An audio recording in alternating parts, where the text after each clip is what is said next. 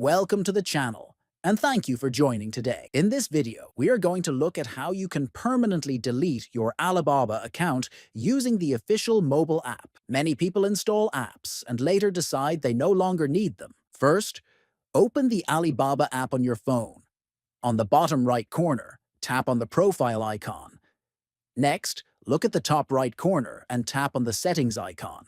After that, scroll down until you see the option Delete Account and tap on it. Now tap again on Delete Account to continue the process. Next, scroll down and tap on Delete Account once more to confirm you want to proceed. At this stage, you will see an empty field. Type the word Delete into the box provided. Finally, tap on Delete Account. One last time to complete the removal of your Alibaba account. And that's it. You have successfully deleted your Alibaba account from the app. This simple process ensures your account is closed and your information is no longer active.